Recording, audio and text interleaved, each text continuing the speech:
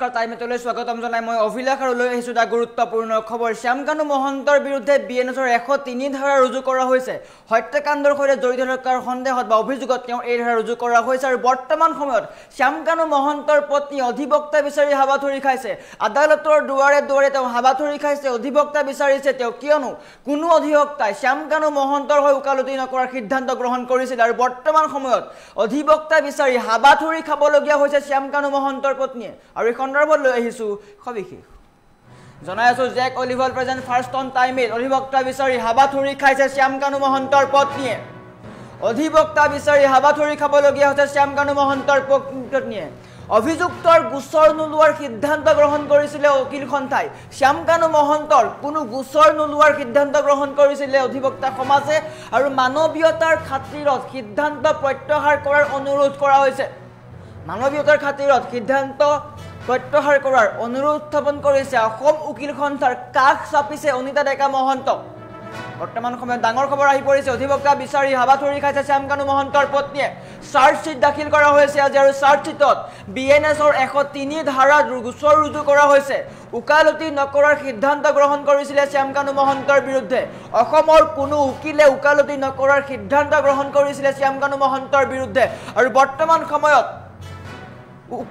উকিল বিচাৰি হাবাথুৰি খাইছে শ্যামকানু মহন্তৰ পত্নীয়ে আৰু আজি পুৱা 11 বজাত দিনৰ 11 বজাত চাৰ্জশ্বিট দাখিল কৰা হৈছে 3500 পৃষ্ঠাজোৰা চাৰ্জশ্বিট দাখিল কৰা হৈছে আৰু বৰ্তমান সময়ত গোচৰ ৰুজু কৰা হৈছে 7 অভিযুক্তৰ বিৰুদ্ধে কেইবাটাও গোচৰ ৰুজু কৰা হৈছে শ্যামকানু মহন্ত সিদ্ধাৰ্থ শৰ্মা অমিত প্ৰভাৰ বিৰুদ্ধে বিএনএছৰ 103 ধাৰা ৰুজু কৰা হৈছে য'ত হত্যাকাণ্ডৰ গোচৰ ৰুজু কৰা হৈছে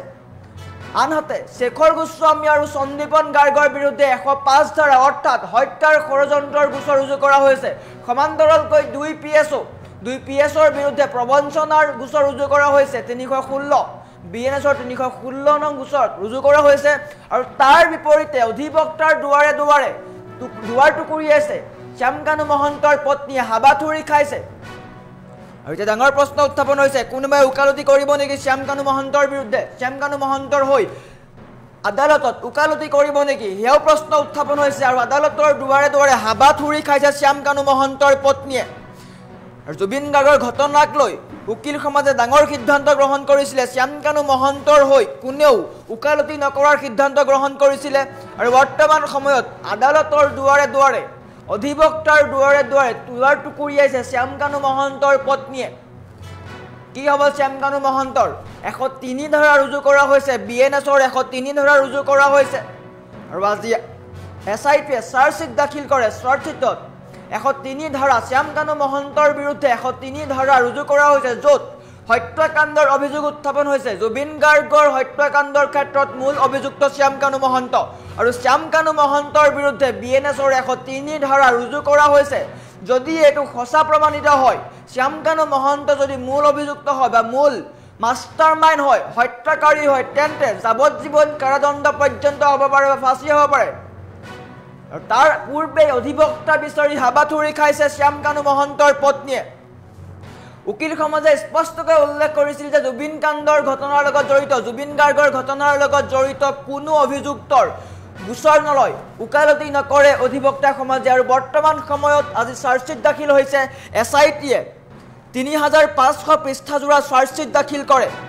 আৰু চাৰ্জশ্বিট ইমানেই কঠিন যে তেওঁলোকৰ বিৰুদ্ধে এটাও সুৰুঙা নোহোৱাকৈ চাৰ্জশ্বিট বনোৱা হৈছে 7 অভিযুক্তৰ বিৰুদ্ধে কেইবাটাও গোচৰ ৰুজু কৰা হৈছে মূল অভিযুক্ত শ্যামকানু মহন্ত সিদ্ধাৰ্থ শৰ্মা অমিত প্ৰভা এই তিনিগৰাকীৰ বিৰুদ্ধে বিএনএছৰ 103 ধাৰা ৰুজু কৰা হৈছে আৰু এই ধাৰা যদি সঁচা প্ৰমাণিত হয় তেওঁলোকৰ যাৱজ্জীৱন কাৰাদণ্ড হ'ব পাৰে আৰু তাক লৈ চিন্তিত হৈ পৰিছে শ্যামকানু মহন্তৰ পত্নী অধিবক্তাই ডাঙৰ মন্তব্য কৰিছে অধিবক্তাৰ দুৱাৰে দুৱাৰে হাবাথুৰি খাইছে শ্যামকানু মহন্তৰ পত্নীয়ে নিঃশ্ৰমিক মুকলি আকাশৰ তললৈ অনাৰ আপ্ৰাণ চেষ্টা কৰিছে কিন্তু এছআইটিয়ে চাৰ্জশ্বিট দাখিল কৰিছে চাৰ্জশ্বিটত স্পষ্টকৈ শ্যামকানু মহন্তৰ বিৰুদ্ধে গুৰুতৰ অভিযোগ উত্থাপন হৈছে গুৰুতৰ ধাৰা লগোৱা দেখিবলৈ পোৱা গৈছে বিএনএছৰ 103 ধাৰা ৰুজু কৰা হৈছে যি ধাৰাত হত্যাৰ গোচৰ আছে আৰু এই গোচৰত যদি সঁচা প্ৰমাণিত হয় শ্যামকানু মহন্তই যদি সঁচাকৈ জুবিন গাৰ্গক হত্যা কৰিছে তেন্তে শ্যামকানু মহন্তৰ কি হ'ব পাৰে যাৱজ্জীৱন কাৰাদণ্ড হ'ব পাৰে সমান্তৰালকৈ ফাঁচি পৰ্যন্ত হ'ব পাৰে তাৰ পূৰ্বেই শ্যামকানু মহন্তৰ পত্নীয়ে আদালতৰ দুৱাৰে দুৱাৰে অধিবক্তাৰ দুৱাৰে দুৱাৰে হাবাথুৰি খাইছে অধিবক্তা বিচাৰিছে মানৱীয়তাৰ খাতিৰত এই সিদ্ধান্ত প্ৰত্যাহাৰ কৰিবলৈ কৈছে শ্যামকানু মহন্তৰ পত্নীয়ে কল্পনা কৰক যিগৰাকী শ্যামকানু মহন্তৰ কাৰণে জুবিন গাৰ্গ নোহোৱা হ'ল মূল অভিযুক্ত তেওঁ বৰ্তমানো জেলত আছে তেওঁৰ কাৰণেই জুবিন গাৰ্গ নোহোৱা হ'ল সেইগৰাকী শ্যামকানু মহন্তৰ পত্নী আদালতৰ দুৱাৰে দুৱাৰে হাবাথুৰি খাইছে উকিল লাগে তেওঁ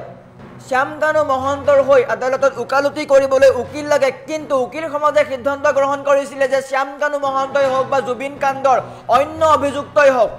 তেওঁলোকৰ বিৰুদ্ধে কোনো ওকালতি নকৰে বা তেওঁলোকৰ হৈ কোনো ওকালতি নকৰে আৰু বৰ্তমান সময়ত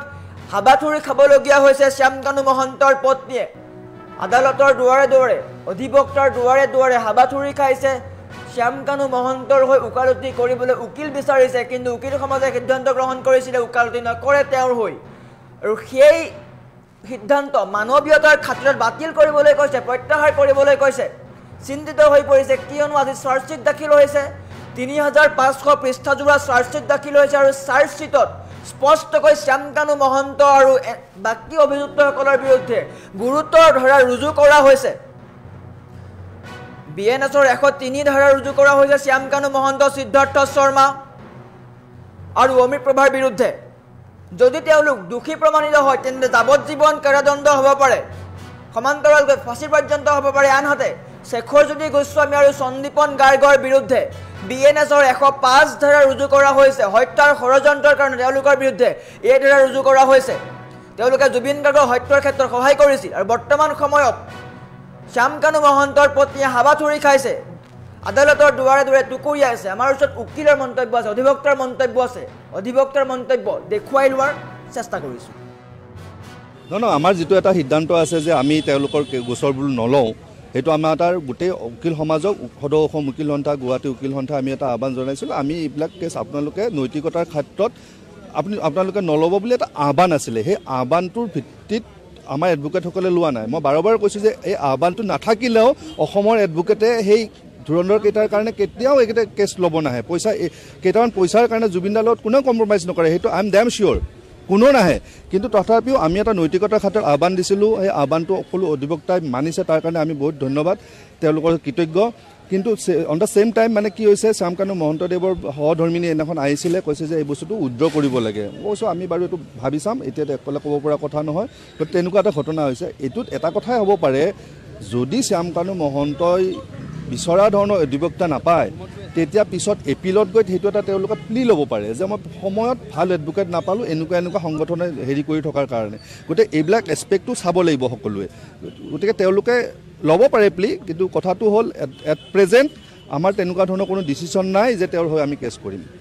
আমাৰ যিটো এটা সিদ্ধান্ত আছে যে আমি তেওঁলোকৰ গোচৰবোৰ নলওঁ সেইটো আমাৰ তাৰ গোটেই উকিল সমাজক সদৌ অসম উকিল সন্থা গুৱাহাটী উকিল সন্থা আমি এটা আহ্বান জনাইছিলোঁ আমি এইবিলাক কেছ আপোনালোকে নৈতিকতাৰ ক্ষেত্ৰত আপোনালোকে নল'ব বুলি এটা আহ্বান আছিলে সেই আহ্বানটোৰ ভিত্তিত আমাৰ এডভোকেটসকলে লোৱা নাই মই বাৰে বাৰে কৈছোঁ যে এই আহ্বানটো নাথাকিলেও অসমৰ এডভোকেটে সেই ধুৰন্ধৰ কেইটাৰ কাৰণে কেতিয়াও এইকেইটা কেছ ল'ব নাহে কেইটামান পইচাৰ কাৰণে জুবিনদাৰ লগত কোনেও কম্প্ৰমাইজ নকৰে সেইটো আই এম ডেম চিয়'ৰ কোনো নাহে কিন্তু তথাপিও আমি এটা নৈতিকতাৰ ক্ষেত্ৰত আহ্বান দিছিলোঁ সেই আহ্বানটো সকলো অধিবক্তাই মানিছে তাৰ কাৰণে আমি বহুত ধন্যবাদ তেওঁলোকৰ কৃতজ্ঞ কিন্তু অন দ্য ছেইম টাইম মানে কি হৈছে শ্যামকানু মহন্তদেৱৰ সহধৰ্মিনী এদিনাখন আহিছিলে কৈছে যে এই বস্তুটো উইথড্ৰ কৰিব লাগে মই কৈছোঁ আমি বাৰু এইটো ভাবি চাম এতিয়া অকলে ক'ব পৰা কথা নহয় তো তেনেকুৱা এটা ঘটনা হৈছে এইটোত এটা কথাই হ'ব পাৰে যদি শ্যামকানু মহন্তই বিচৰা ধৰণৰ অধিবক্তা নাপায় তেতিয়া পিছত এপিলত গৈ সেইটো এটা তেওঁলোকে প্লি ল'ব পাৰে যে মই সময়ত ভাল এডভোকেট নাপালোঁ এনেকুৱা সংগঠনে হেৰি কৰি থকাৰ কাৰণে গতিকে এইবিলাক এছপেক্টটো চাব লাগিব সকলোৱে গতিকে তেওঁলোকে ল'ব পাৰে প্লি কিন্তু কথাটো হ'ল এট প্ৰেজেণ্ট আমাৰ তেনেকুৱা ধৰণৰ কোনো ডিচিশ্যন নাই যে তেওঁৰ হৈ আমি কেছ কৰিম আমাৰ যিটো এটা সিদ্ধান্ত আছে যে আমি তেওঁলোকৰ গোচৰবোৰ নলওঁ সেইটো আমাৰ তাৰ গোটেই উকিল সমাজক সদৌ অসম উকিল সন্থা গুৱাহাটী উকিল সন্থা আমি এটা আহ্বান জনাইছিলোঁ আমি এইবিলাক কেছ আপোনালোকে নৈতিকতাৰ ক্ষেত্ৰত আপোনালোকে নল'ব বুলি এটা আহ্বান আছিলে সেই আহ্বানটোৰ ভিত্তিত আমাৰ এডভোকেটসকলে লোৱা নাই মই বাৰে বাৰে কৈছোঁ যে এই আহ্বানটো নাথাকিলেও অসমৰ এডভোকেটে সেই ধুৰন্ধৰ কেইটাৰ কাৰণে কেতিয়াও এইকেইটা কেছ ল'ব নাহে কেইটামান পইচাৰ কাৰণে জুবিনদাৰ লগত কোনেও কম্প্ৰমাইজ নকৰে সেইটো আই এম ডেম চিয়'ৰ কোনো নাহে কিন্তু তথাপিও আমি এটা নৈতিকতাৰ ক্ষেত্ৰত আহ্বান দিছিলোঁ সেই আহ্বানটো সকলো অধিবক্তাই মানিছে তাৰ কাৰণে আমি বহুত ধন্যবাদ তেওঁলোকৰ কৃতজ্ঞ